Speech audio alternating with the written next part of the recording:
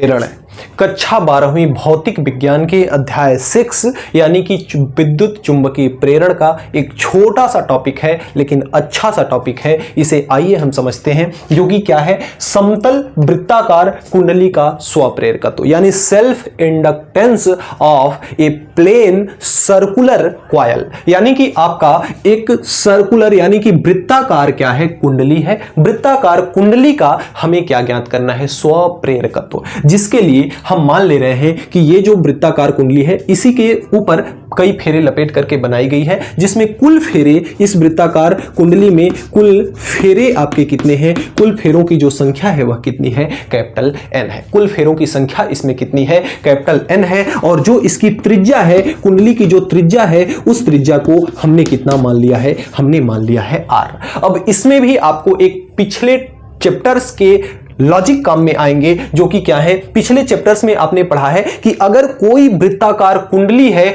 तो उस वृत्ताकार कुंडली के केंद्र पर, इस वृत्ताकार कुंडली के केंद्र पर जो आपका चुंबकीय क्षेत्र होता है, केंद्र पर जो चुंबकीय क्षेत्र होता है वह कितना होता है, केंद्र पर चुंबकीय क्षेत्र जो बी का मान होता है वह कितना होता है, वह आपका होता है mu nought into n into I बटे कितना होता है, 2r होता है, 2r होता है, जहां पे r क्या है, वृत्ताकार कुंडली की आपकी क्या है, त्रिज्या है। अब यहां से mu nought into N into I, यहां पे आपका कैपिटल एन होता है, जहां पे इस कुंडली में टोटल फेरों की संख्या होती है। अब देखिए, इस कुंडली में जब आप कोई धारा प्रवाहित करेंगे तो जैसे ही आप इसमें धारा प्रवाहित करेंगे, जैसे अगर 10 एम्पियर का धारा आपको प्रवाहित करना है तो आप इकट्ठा से 10 एम्पियर का धारा तुरंत से प्रवाहित नहीं कर सकते। सबसे पहले जब आप धारा को प्रवाहित करेंगे इसमें, तो धारा का मान धीरे धीरे करके बढ़ेगा। यानी अगर 10 एम्पियर की धारा आपको बढ़ानी है इसमें, तो पहले 2 के बाद 4 के बाद 6 के बाद कितना, 8 के बाद तब 10, यानी कि धीरे धीरे 2 से 4 से 6 से 8 से 10, इस प्रकार से इसमें धारा बहेगी। और जब इस प्रकार से धारा बहेगी कि धारा का मान धीरे धीरे करके बढ़ेगा, तो जब धारा चलती है तो उसके चारों ओर चुंबकीय क्षेत्र उत्पन्न होता है। तो जब धारा का मान बढ़ेगा तो उसके चारों ओर के चुंबकीय क्षेत्र का मान बढ़ेगा, और जब चुंबकीय क्षेत्र का मान बढ़ेगा, धीरे धीरे चुंबकीय क्षेत्र के मान में परिवर्तन होगा, तो उसके मध्य क्या देखने को मिलेगा, चुंबकीय फ्लक्स के मान में परिवर्तन होगा, जिसके कारण उसमें एक प्रेरित विद्युत वाहक बल देखने को मिलेगा, जो उसमें प्रेरित धारा को क्या करेगा, लागू करेगा, प्रेरित धारा क्या कर देगा, उत्पन्न कर देगा, जिसके लिए हम स्वप्रेरकत्व ज्ञात करेंगे, यानी L की वैल्यू, प्रेरण गुणांक की वैल्यू क्या करेंगे, ज्ञात करेंगे। आज का हमारा ये टॉपिक है। टॉपिक काफी ज्यादा इंटरेस्टिंग और काफी ज्यादा आसान टॉपिक है। सबसे पहले हम मान लेते हैं कि मानेंगे क्या, हम सबसे पहले लिख लेते हैं कि जो ये कुंडली है, कुंडली के केंद्र पर जो चुंबकीय क्षेत्र है, कुंडली के केंद्र पर, यानी कि कुंडली के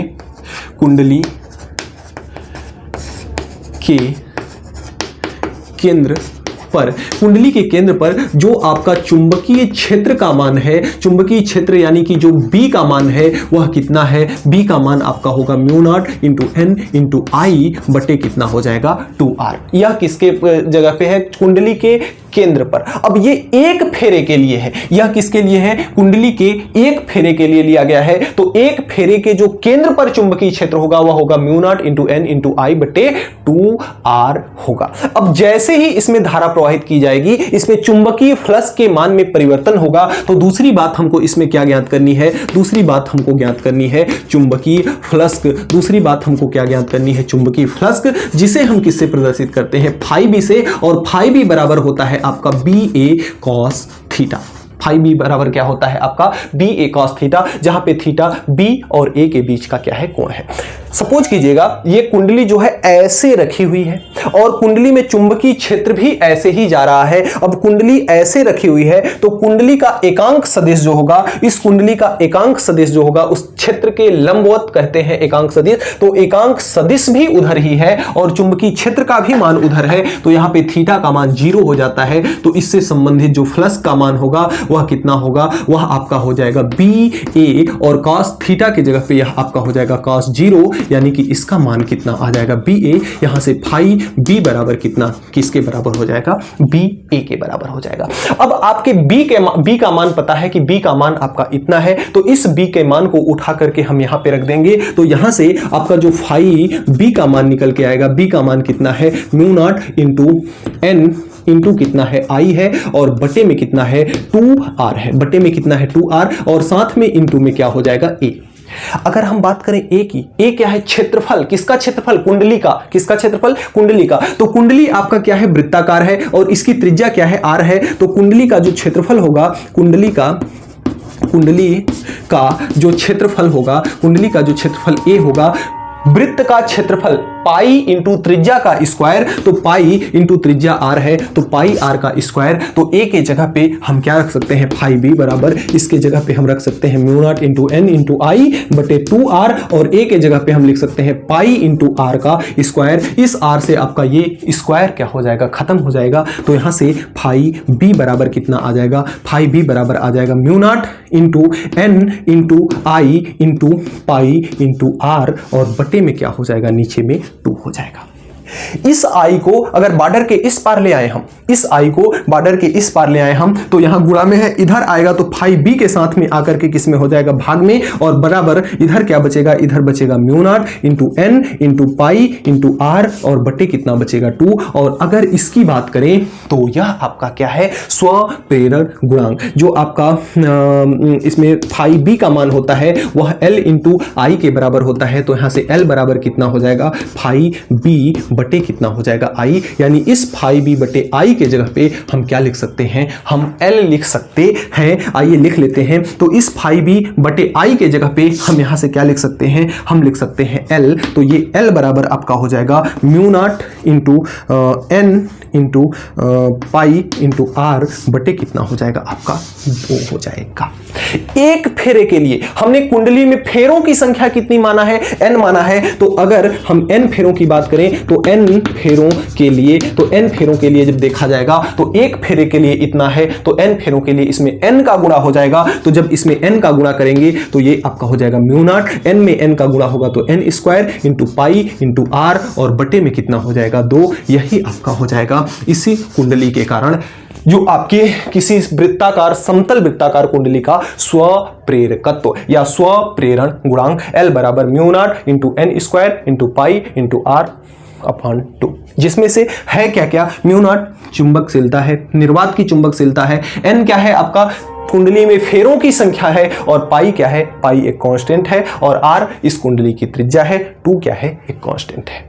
अगर इसमें एक कंडीशन और दे दे कि ये जो कुंडली आपकी लपेटी गई है, यह कुंडली नर्म लोहे की छड़ पर लपेटी गई है, और उस नर्म लोहे की छड़ की, नर्म लोहे की जो आपकी चुंबकशीलता है, नर्म लोहे की जो चुंबकशीलता है, उसका चुंबकशीलता कितना है, म्यू नॉट इंटू R या म्यू नॉट इंटू M दिया हुआ है। तो इसके जगह पे L का मान कितना हो जाएगा, इसमें इसका क्या कर देंगे, गुणा कर देंगे। तो ये आपका हो जाएगा म्यू नॉट इंटू इसका गुणा करेंगे तो ये हो जाएगा म्यू R या म्यू M, जो भी दिया रहेगा वो, और यहाँ पे N square pi into R। तो ये हो जाएगा N square into pi into R upon कितना हो जाएगा 2। यही आपका क्या हो जाएगा, सूत्र हो जाएगा। तो इस तरह से छोटू सा प्यारा सा इंपॉर्टेंट सा टॉपिक था, जिसे हमने एकदम खेल खेल में ही हल कर लिया, और उम्मीद करते हैं आपको समझ में आया होगा। कुछ नहीं, इसमें थोड़ा सा हमें पुराने चैप्टर की बातें याद रहनी चाहिए, जो कि क्या है कि अगर कोई आपकी कुंडली है तो उस कुंडली के जो केंद्र पर चुंबकीय क्षेत्र का मान होता है वह कितना होता है, B बराबर mu nought into N into I into कितना होता है 2R। यह आपका B का मान है, और आप जानते हैं कि जैसे ही इसमें धारा प्रवाहित होगी इसके चुंबकीय फ्लक्स के मान में परिवर्तन होगा, यानी चुंबकीय फ्लक्स का मान BA cos थीटा। चूंकि A की दिशा और B की दिशा दोनों की समान है, इसलिए थीटा बराबर 0 अंश। तो ये B इंटू क्या हो जाएगा A, B के जगह पे B का मान हमने रख दिया, तो यहां से हमें फाई B का मान पता चला, और जब फाई B के नीचे हमने I को ले आया तो यह फाई B बटे I क्या होता है, स्वप्रेरण गुणांक कहलाता है। तो इसके जगह पे हमने L रख दिया, तो ये आपका स्वप्रेरण गुणांक का व्यंजक प्राप्त हो गया। किसके लिए, समतल वृत्ताकार कुंडली का। अब अगर जो कुंडली लपेटी गई है वे नर्म लोहे की क्रोड पर लपेटी गई है, नर्म लोहे की छड़ पर लपेटी गई है, जिस छड़ का जो चुंबकशीलता है वह कितना है, म्यू एम है, तो उसका सूत्र आपका ये वाला हो जाएगा। तो इस तरह से आप इस प्यारे से टॉपिक को, छोटू से टॉपिक को हल कर सकते हैं। दिल की बातें इस वीडियो से संबंधित जरूर लिखिएगा, जिससे हमें मोटिवेशन मिले और हम आपके लिए इसी तरह के कंसेप्चुअल वीडियो लाते रहें। धन्यवाद।